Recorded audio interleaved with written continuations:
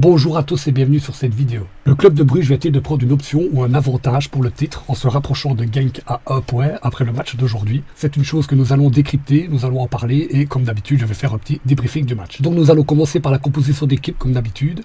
Donc il y avait Mignolet qui était dans les buts comme général, De Kuyper était sur la gauche de la défense, Saab était sur la droite. Dans l'axe nous avons la paire habituelle avec Ordonez et Mekele.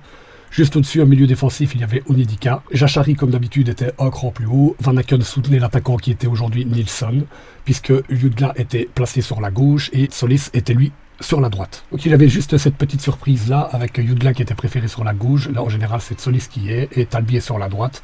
Est-ce que c'est une raison, peut-être, de fatigue, de blessure? Peut-être.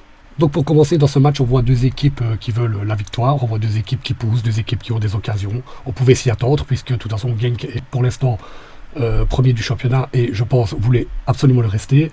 Derrière Bruges, lui, le talonne, donc voulait essayer plutôt de rattraper cet écart, ce qui allait donner forcément un gros match. Sauf que ce qu'on a pu voir, c'est que les deux équipes se sont surtout neutralisées. Ça a été très compliqué, les occasions étaient souvent un peu brouillonnes. Les joueurs ne se trouvaient pas tout le temps. Maintenant, Bruges a fini par rentrer dans la rencontre, surtout à partir de la 24e minute, puisqu'il y a cette première occasion. Donc, le centre de De Kuyper qui arrive dans la surface, il y a un petit cafouillage, elle passe devant Nilsson, Nilsson n'a pas le temps de réagir. Donc, ce sera la première occasion dangereuse du club de Bruges, la première occasion du match, tout simplement. En tout cas, une occasion digne de ce nom. Ce qu'on peut donc constater sur cette première demi-heure, c'est des mésententes entre les joueurs, des passes qui n'aboutissent pas. On se trouve pas comme on devrait. Ça manque de qualité, ça manque de rapidité, ça manque aussi un petit peu de technique. Et cette première frappe de Onyedika ne sera pas très dangereuse. Tout comme à la 33e, la frappe de Jachary, c'est la même chose. Elle ne sera pas assez dangereuse que pour inquiéter le gardien, qui commençait d'ailleurs tout doucement à faire quelques arrêts intéressants. Genk se réveillait aussi un petit peu, puisqu'à la 40e, il y a cette tentative très dangereuse. Ce centre qui arrive, le gardien qui saute un peu comme un kamikaze, comme on dit, mais il rate le ballon, heureusement pour nous. Derrière, par contre, ça aurait pu être bénéfique pour nous. Donc il y a un corner qui ne donnera rien pour eux, mais par contre la balle est relancée, il y a une contre-attaque extrêmement rapide du club de Bruges, le ballon remonte très vite. Encore une fois, c'est Jachary qui se présentera devant le gardien, sa frappe sera très bonne, mais encore une fois, l'arrêt du gardien sera nécessaire pour son équipe. Sur la dernière occasion de cette première mi-temps, c'est là qu'on a pensé que le but du club de Bruges allait arriver. Il y a donc ce très bon pressing de Kuyper. Il presse, il récupère le ballon, il arrive dans le rectangle, il fait une petite passe en vitesse, la frappe arrive, le gardien intervient, boum, ça passe au corner. L'occasion est donc terminée, mais derrière il y aura un corner qui malheureusement ne donnera rien et ce sera donc la fin de la mi-temps. Donc en résumé de cette première mi-temps, on voit Bruges qui prend les devants, qui essaye en tout cas de marquer absolument, mais qui n'y arrive pas. On voit un Genk qui essaye de contre-attaquer, qui n'y arrive pas non plus. Mais comme je l'ai dit tout à l'heure, deux équipes qui pour le moment se neutralisent. Encore une fois, Van Aken très bon, disponible, précis, qui essaye d'apporter énormément à l'équipe. C'est ce qu'il adore faire de toute façon, c'est jouer pour les autres. Le jeu de l'équipe de manière générale se précise, mais ne donnera rien. Donc pour cette deuxième mi-temps, ça commence comme la première a terminé. Donc Bruges qui pousse, qui essaye encore une fois de marquer ce but, mais c'est Genk qui se montrera un petit peu plus dangereux, en tout cas sur les premières minutes. Il y a juste un petit détail à noter à la 46e, un petit détail qui en tout cas moi m'a un petit peu titillé. Il y a cette faute de Saab un petit peu inutile. Il ne prendra pas de carton sur cette action-là. Mais c'est un joueur que je trouve qui est quand même des fois un petit peu trop agressif. On se rappelle par exemple de son expulsion contre Aston Villa, cette faute qui pouvait sembler nécessaire mais qui ne l'était pas forcément, il aurait pu l'éviter et peut-être que le match se serait passé différemment. On va pas refaire ce match-là, mais ici, dans celui-ci, on s'est dit, ouais, cette petite action-là, c'est le genre de truc que ce joueur peut un petit peu calmer. Même si dans le reste du match, il a été très bon, puisqu'il a été très dangereux, il a amené plusieurs actions. Un petit peu plus tard, il y aura une incursion dans le rectangle, ce sera lui, il centrera.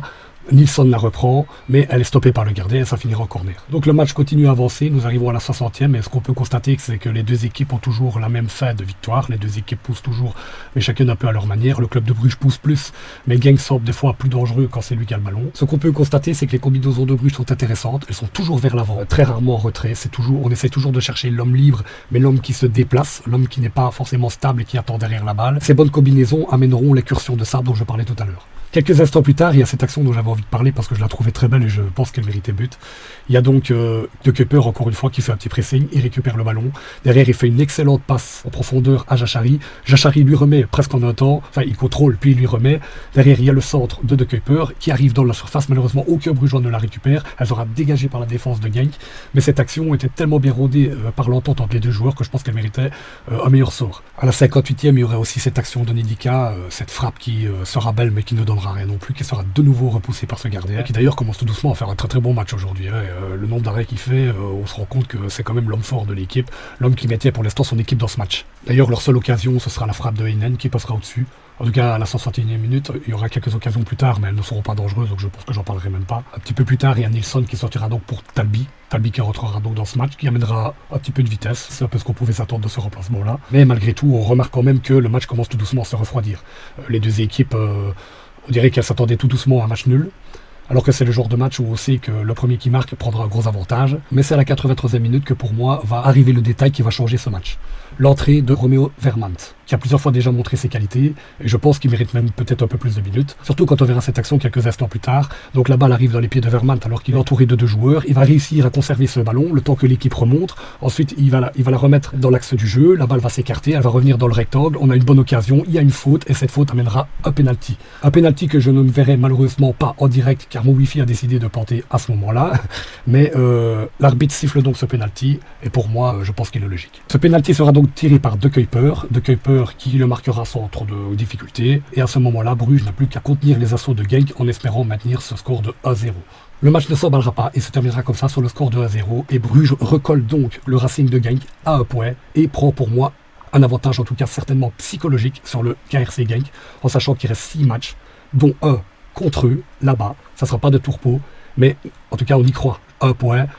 Il peut se passer n'importe quoi dans ce championnat. Bruges sera le plus gros des favoris pour ce titre. Surtout que vous le savez, si vous êtes belge et que vous connaissez le championnat belge, vous savez que le club de Bruges a l'expérience de ce genre de moment-là. Ils ont déjà eu plus de problèmes, plus de points d'écart sur l'équipe qui devait rattraper et ont quand même déjà acquis le titre.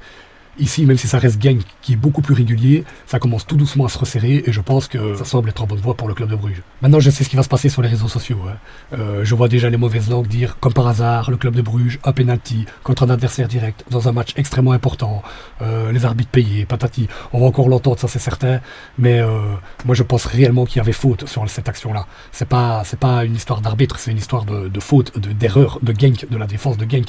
Il ne faut pas faire une faute pareille dans un match aussi important. En résumé, voilà, je ne sais pas si j'aurais apporté grand-chose dans cette analyse, mais on sait que c'est le genre de match où le premier qui marque prendra un grand avantage sur l'autre. Sauf que dans celui-là, les deux équipes se sont quand même finalement neutralisées, puisque le score arrivera tard dans le match à cause d'une erreur de la défense adverse. Je finirai par dire que le club de Bruges n'a quand même fait pas un très gros match, mais repart quand même avec les 3 points, c'est l'essentiel, c'est le plus important. Il y a des équipes à qui ça n'arrive pas, malheureusement pour eux, mais c'est ce que la plupart des supporters attendaient. Dans le classement de ces playoffs, donc, Genk est toujours premier avec 40 points, le Bruges le talonne avec 39, l'Union est juste derrière avec 37, lui aussi peut encore être dangereux et on ne sait jamais remporter le titre si tous les détails se mettent bien pour eux, mais ça sera peut-être quand même un petit peu plus compliqué. Donc voilà, je pense pas que je peux rapporter grand chose. J'espère que vous avez pris du plaisir en regardant cette vidéo. J'espère aussi que vous avez pris du plaisir en regardant ce match. En tout cas, je sais pas quand on se reverra, mais à la prochaine!